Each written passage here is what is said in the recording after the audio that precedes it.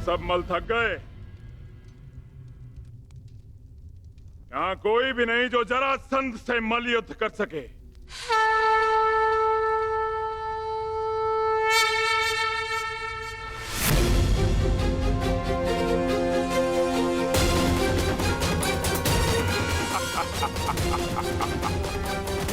लो, अब ये ब्राह्मण मुझसे मल युद्ध करने आए हैं।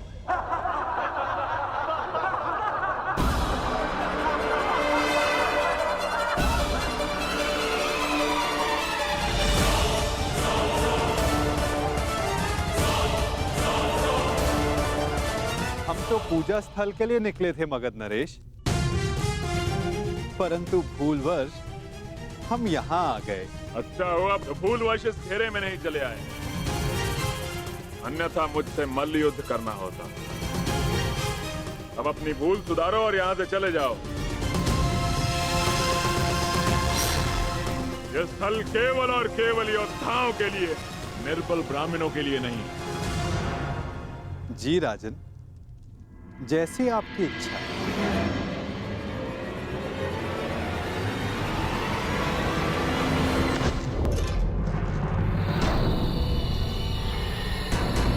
ये युद्धकांक्षी है।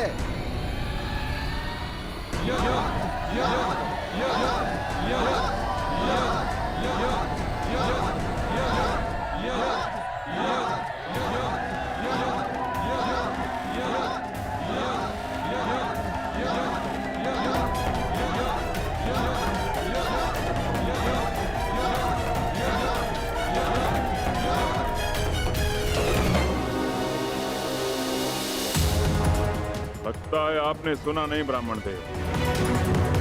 अब कृपया इस घेरे से बाहर चले जाइए, अन्यथा मुझे एक ब्राह्मण हत्या का पाप लगेगा।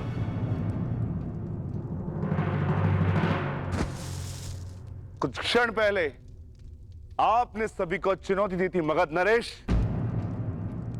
तो समझो वो चुनौती मैंने स्वीकार कर ली।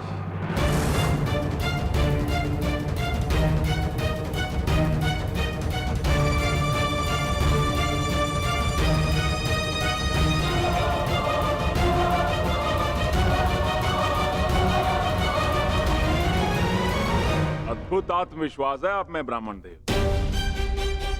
किंतु आज आपके साथ साथ आपका ये आत्मविश्वास भी टूट जाएगा। वैसे मल्ल युद्ध के नियम तो जानते हो ना ब्राह्मण देव? हाँ, जब तक एक योद्धा पराजय स्वीकार ना कर ले, युद्ध होता रहेगा।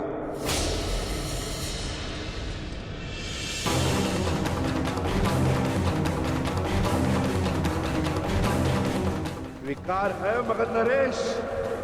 स्वीकार।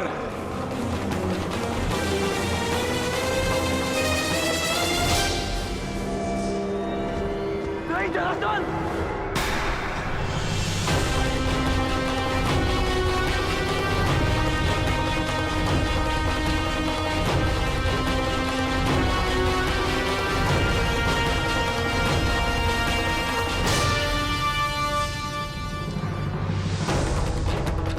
ये चुनौती स्वीकार मत करना।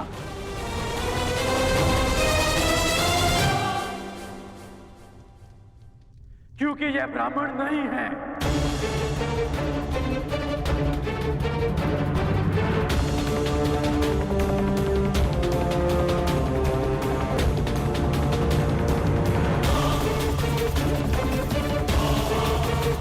तो फिर कौन है ये? एक योद्धा को युद्ध से पूर्व अपने प्रतिद्वंदी का सत्य परिचय मिले, यही युद्ध नियम है। जिसने तुम्हें चुनौती दी वो वृकोदर भीम है।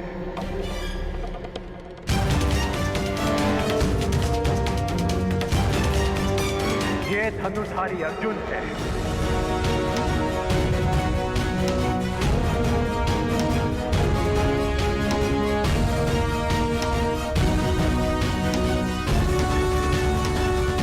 और भीम के पीछे जो खड़े हैं वो वासुदेव कृष्ण है।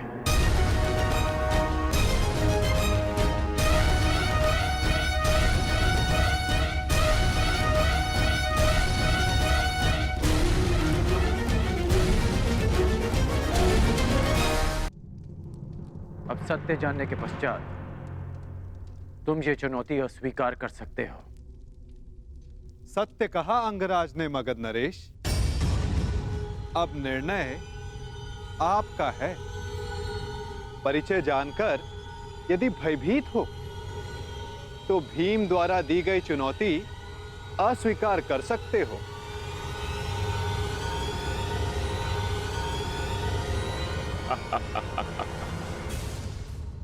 मैं तुम्हारी भांति रणछोड़ नहीं हूं वासुदेव।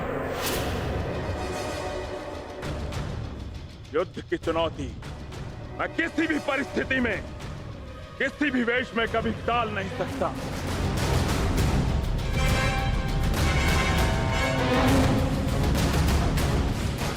मैं इस चुनौती का अंत करूंगा और सबसे पहले मैं इस विकोदर का उदर फाड़ूंगा और उसके पश्चात मैं तुम्हारा नाश करूंगा। बस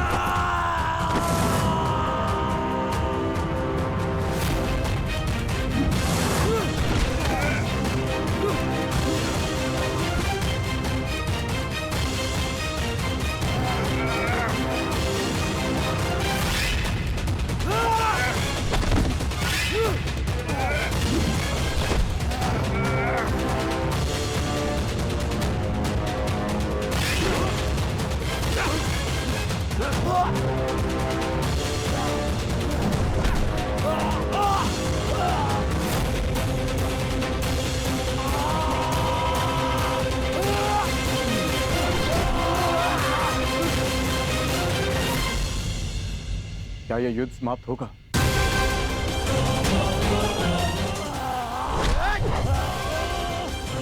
जिसका प्रारंभ हुआ है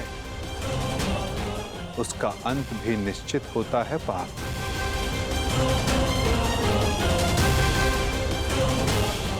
तुम्हारी प्रतीक्षा शीघ्र पूर्ण होगी।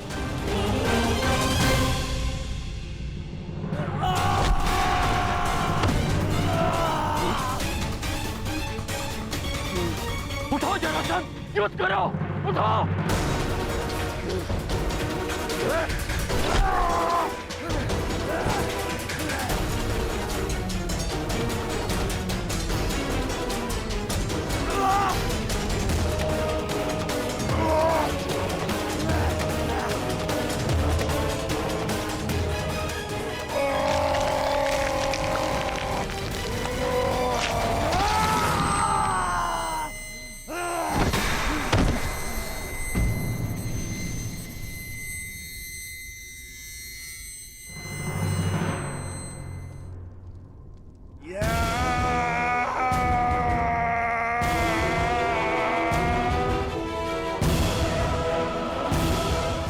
जरासंधा बंद हुआ।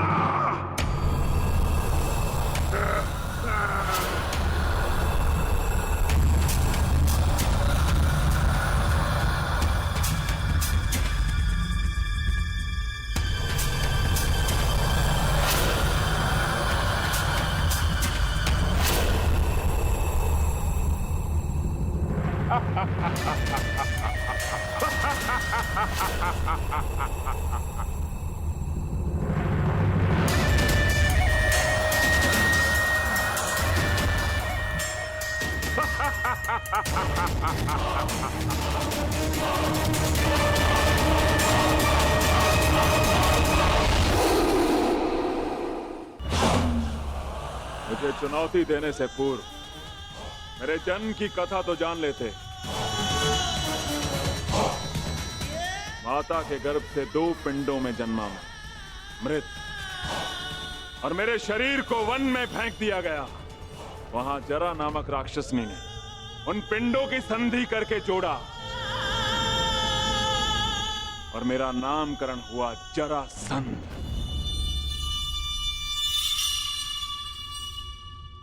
ये संधि नहीं टूट सकती भीम।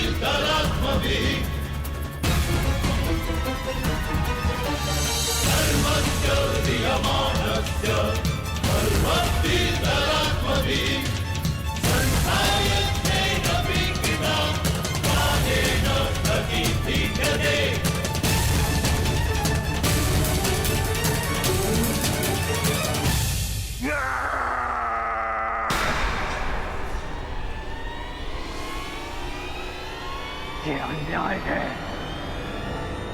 ये छल है।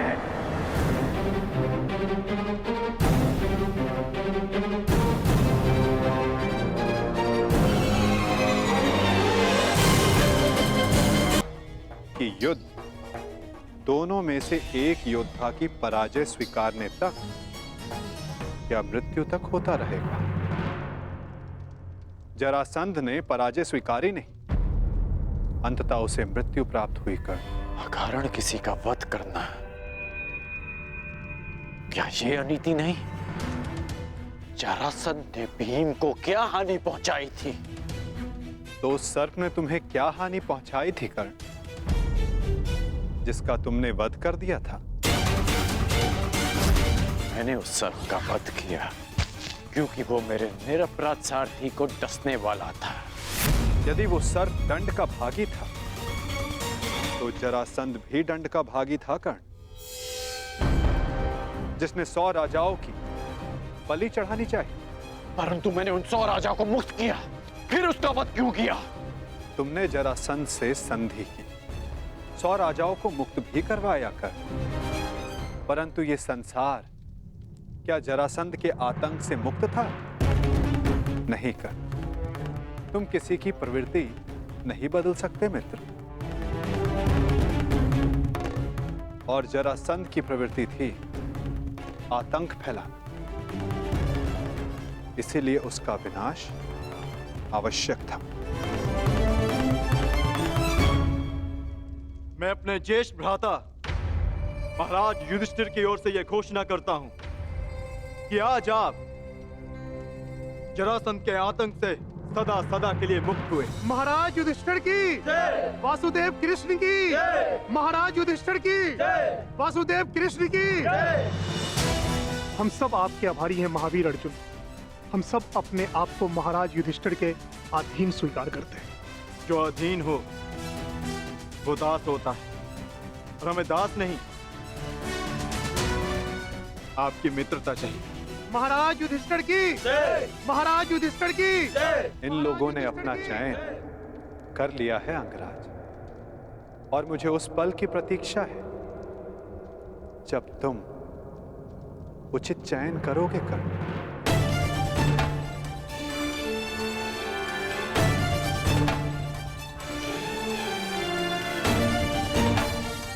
आप ही ने कहा था कि जीवन में कुछ उचित अनुचित नहीं होता।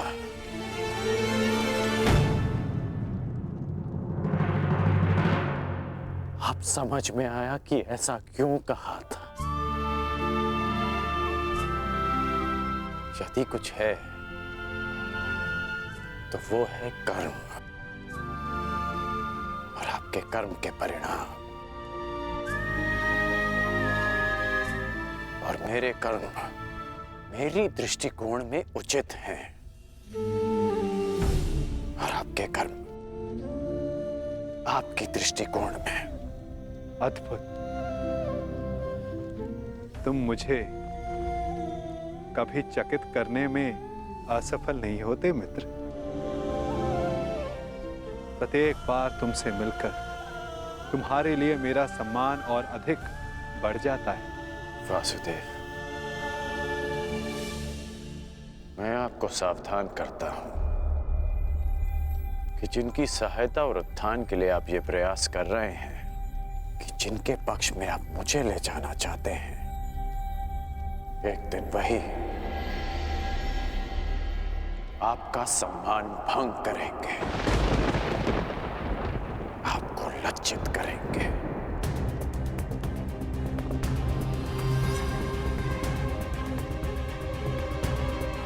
प्रणिपात। प्रणिपात अंगराज।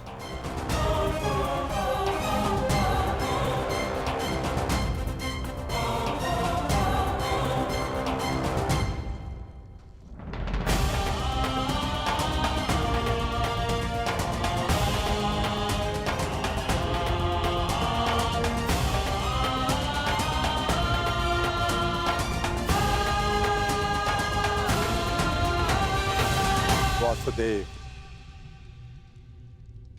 स्वप्न में आपने मुझसे कहा था कि आप हमें मुक्त कराने आ रहे हैं। वो स्वप्न ही था या सत्य? मनुष्य के स्वप्न ही उसके भविष्य का, उसके अस्तित्व का परिचय होते हैं भद्र विश्वकर्मा। यदि मनुष्य स्वप्न देखेगा नहीं तो उन्हें पूर्ण करने की चेष्टा कैसे करेगा? स्वप्न हमें चेष्टा की प्रेरणा देते हैं। अवश्य आपका स्वप्न एक सत्य था भद्र। जरासंध के अत्याचारों से हमें मुक्त कराकर आपने हमारे प्राणों की रक्षा की है। आपके उपकार को मैं कैसे चुकाऊंगा? एक भूमि को श्राप मुक्त करके।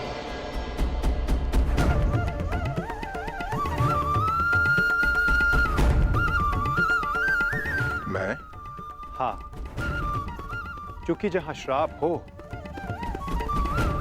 वहां पाप को जड़े बैठाने का अवसर मिलता है, और पाप का तारण एक पुण्य आत्मा ही कर सकती है भद्र। यदि आप ये उपकार चुकाना चाहते हैं तो आपको युधिष्ठिर के राज खांडवप्रस्थ के श्राप को हरना होगा, और यदि नहीं तो भी यह आपकी इच्छा पर निर्भर करता है। निर्णय आपका है भद्र।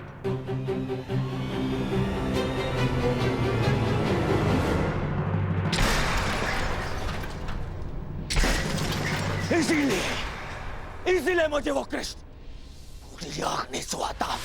हर बार कुछ ऐसा करता है कि मेरा स्वप्न चूर चूर हो जाए। हर बार मामा जी। स्वप्न की बात कर रहे हो मेरे होने वाले सम्राट? स्वप्न की? मुझे तो पूरा भविष्य दिखाई दे रहा है। जरासंध का भय समाप्त होते ही अब पांडवों की शक्ति बढ़नी प्रारंभ हो जाएगी, और आप अंगराज कर्ण हमेशा कहते हो अवसर नहीं मिलता, अवसर नहीं मिलता, और अब अवसर मिल गया तो क्या कर लिया तुमने? जरासंध जैसा महान बलशाली योद्धा मित्र खोया सो खोया, और वो 100 राजा वो भी पांडवों के पक्ष में चले गए। मेरा कर्तव्य जरासंध को हमारे पक्ष में करना था जो मैंने किया, परंतु वो राजा किसके पक्ष में जाएंगे? इस विकल्प के चयन पर उनका अधिकार था, मेरा नहीं। विकल्प? अंगराज, कदाचित आपको ज्ञात नहीं होगा, शासक कभी भी प्रजा के सामने विकल्प नहीं रखता ना। वो केवल प्रजा को अनुभव करवाता है कि उनके पास चुनने का विकल्प है, परंतु वास्तविकता में वो केवल वही चुनवाता है जो वो चाहता है। जैसे अर्जुन ने किया।